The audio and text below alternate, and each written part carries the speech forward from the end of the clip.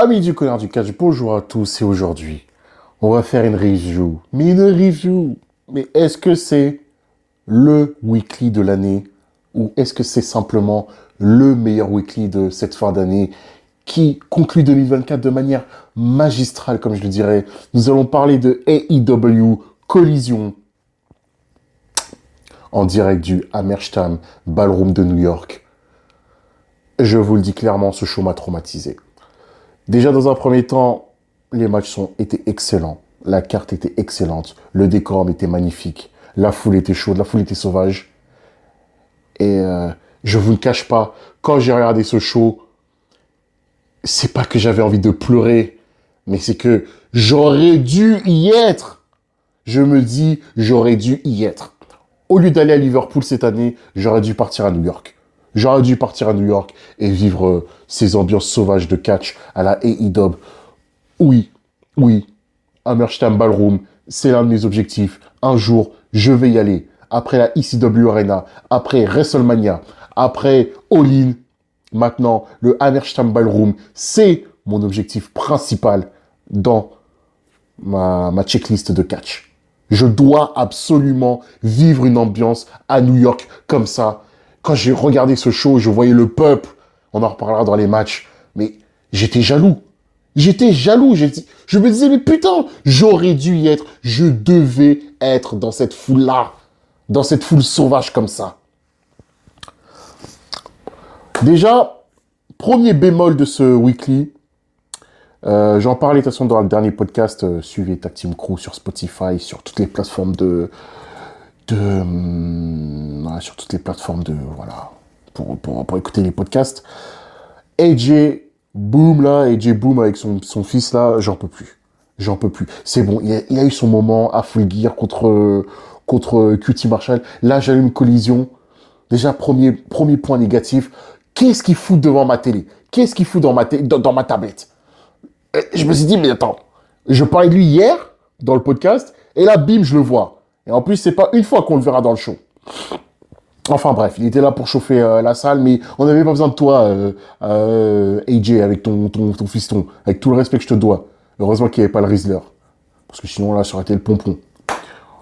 On a commencé par Ricochet contre Will Ospreay, numéro 2 à la AEW. Quand je dis que les gens là qui critiquent AEW sont des idiots, Ricochet versus Will Ospreay, déjà le match était excellent. Et Ricochet, là vraiment, pendant le match, on a vu que Ricochet a heel turn.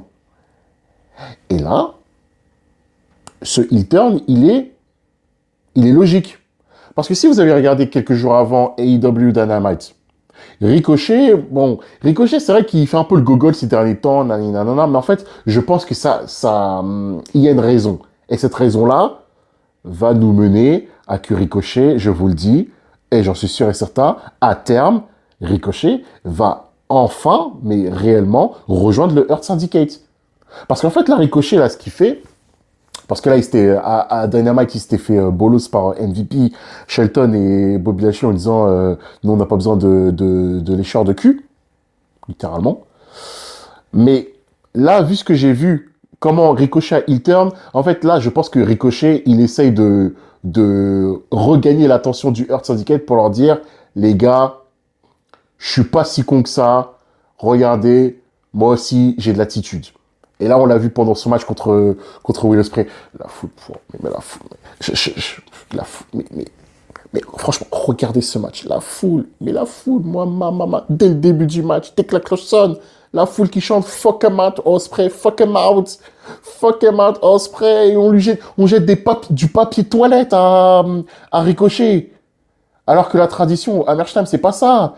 On te jette des espèces de confettis, je sais pas c'est quoi les trucs, des espèces de confettis comme à la Ring of Honor et tout.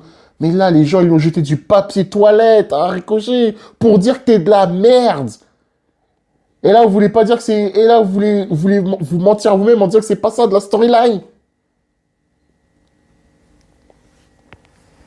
Ricochet, en plus, pendant le match, il s'est torché le cul avec du papier toilette. Hein. Et après, il a fait bouffer à Will Ospreay. Donc, Ricochet a vraiment heel turn. Et en plus, pendant le match, il a cheaté. Il a cheaté, ref bump. Il a fait le premier ref bump sur l'arbitre. Donc, Will Ospreay fait son finisher sur notre ami Ricochet. Mais au final, l'arbitre n'est pas conscient. Après, il se réveille et tout. Et après un moment, Ricochet, Will Ospreay, il est sur les cordes. Il est sur la troisième corde. Et donc, après, Ricochet, il pousse l'arbitre pour déséquilibrer Ricochet. Et après, Ricochet, bah, finalement, il a gagné 1, 2, 3. Victoire de notre ami Ricochet avec une petite once de tricherie. Et aussi à noter pendant le match, la foule qui a charrié Ricochet à un moment quand il a voulu faire un espèce de springboard, moonsault. Ouais, je crois. Non, reverse 50 sur la troisième corde. Il s'est un peu gamé, il s'est un peu raté. La foule lui a crié You fucked up. Ricochet a montré l'heure à la foule. Bel esprit. Ensuite, on est passé au face-to-face MJF Adam Cole. Je ne vous cache pas que cette storyline, j'en ai plus qu'assez. Ça, c'est l'un des bémols de AEW, surtout MJF.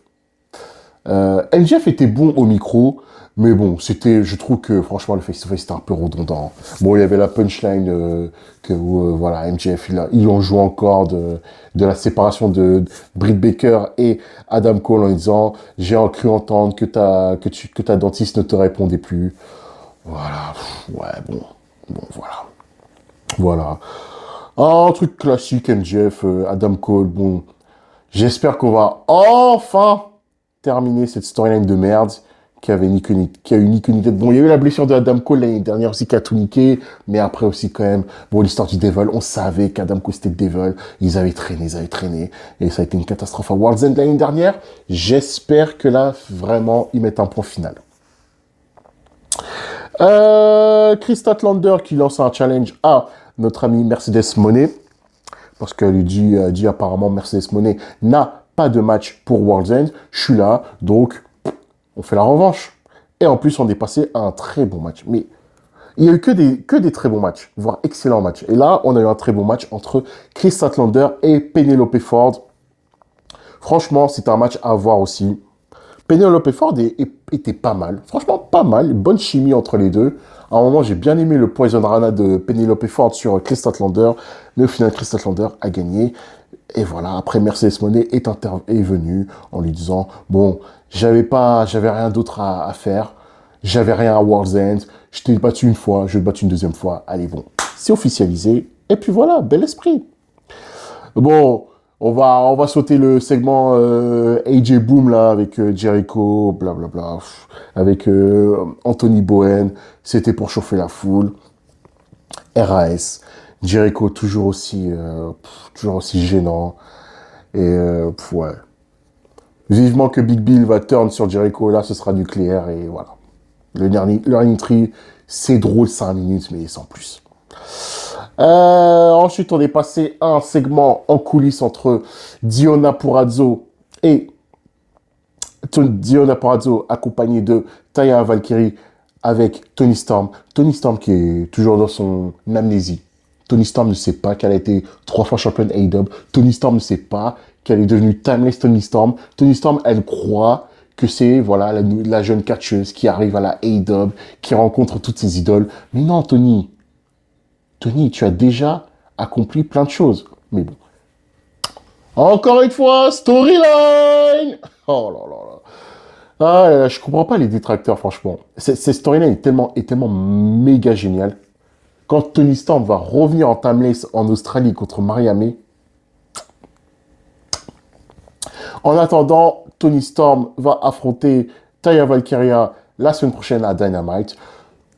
J'aurais voulu un Diona Purrazzo Toni Storm numéro 2, mais bon, il faut quand même protéger Diona Purrazzo, même si Tony Khan, tu l'avais niqué à Full Gear.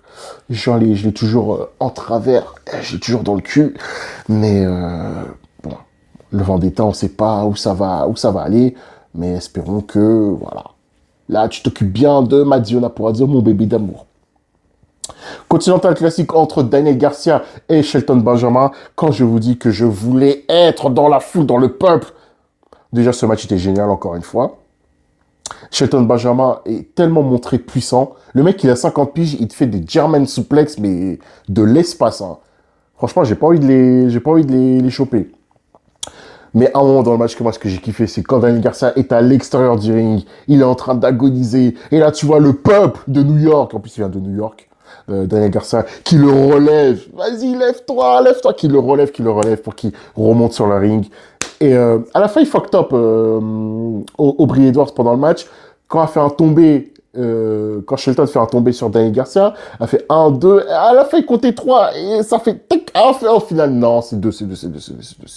Mais t'as failli fucked up. Hein.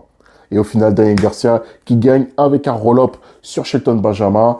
Voilà. De toute façon, Shelton après le Continental Classic, va se diriger vers Daniel Garcia pour le titre TNT. Parce que c'est vrai que depuis qu'il est champion TNT, Daniel Garcia n'a toujours pas défendu sa ceinture. Même si, c'est normal, il est dans le Continental Classic. Fin du match, le Hurt Business qui arrive, qui veulent défoncer Daniel Garcia. Il y a Mark Briscoe qui arrive, il y a la sécurité et il y a l'homme le plus stylé du catch. L'homme le plus badass du catch. L'homme qui dégage un meilleur charisme. Je crois, oui, j'ai pas peur de le dire, un meilleur charisme que Roman Reigns. Swerve Strickland, il vient double stomp sur tous les agents de sécurité. Il en a rien à foutre. Il est venu, à l'extérieur du ring, double stomp sur tout le monde. Il remonte sur le ring. Il dit, Bobby, j'en ai pas fini avec toi. 2024, je pense que il faut qu'on finisse encore sur un match, toi et moi. Bel esprit. Franchement, bel esprit. Mark Briscoe contre Beast Mortors. Beast Mortors, toujours aussi de plus en plus over. Mark Briscoe aussi. Oh, mais quand je vous dis que, encore une fois, je voulais être dans ce public-là. Quand tu vois Mark Briscoe qui vient, qui fait un hug, un mec de la foule. Voilà. Ça, c'est du catch. On est avec le peuple, ambiance sauvage en plus, et des matchs de qualité. Mark Briscoe qui a gagné contre Beast Mortors. À un moment qu'il fait une German suplex sur les prônes. Magnifique. Magnifique. Oh là là. Julia Hart qui lance un challenge à notre ami Jamie Hater pour AEW Fight for the Fallen. Abonnez-vous sur HBO Max, ce sera disponible en simultané à partir du 1er janvier. AEW, Dynamite et Collision, ce sera en simultané sur HBO Max. En même temps que c'est diffusé sur TNT et TBS. 5,99 € HBO Max en France. Mariamé qui build up son match contre Thunder Rosa. La brawl était, franchement, elle a duré 5 minutes, mais tu m'as vendu le match. Mariamé qui parle du daron de Thunder Rosa. Ouais, j'ai entendu dire que le daron de Thunder Rosa sera en premier rang. Ok, je vais m'occuper de sa fille dans son tiroir Street Fight, je sais pas, de mes deux. Après, là. Il vient à l'attaque Mariamé, bam, bam, bam. La sécurité les sépare. Mais voilà, j'ai déjà un avant-goût et j'ai hâte d'être à World's End la semaine prochaine. Et enfin, le main event, Darby Allin contre le Death Rider, Claudio Castagnoli. Victoire de Claudio Castagnoli qui a cheaté. Eh oui, il a voulu prendre une chaise, l'arbitre le bloque. Il met un coup de poing américain sur notre ami Darby Allin et victoire de Claudio Castagnoli. Allez voir ce putain de show, c'est primordial. Il pleut, là vous êtes tous à la maison, vous avez rien à faire. Au lieu de regarder la Coupe de France de mes deux, au lieu de regarder la Première Ligue, regardez AEW Collision. C'était votre ami le couleur du catch. Merci d'avoir suivi cette vidéo express, rapide, review de l'un, voire peut-être le meilleur weekly de l'année. AEW Collision, live from Hammerstein Ballroom, New York City. New York, I'm coming for you. I'm coming for you. Merci.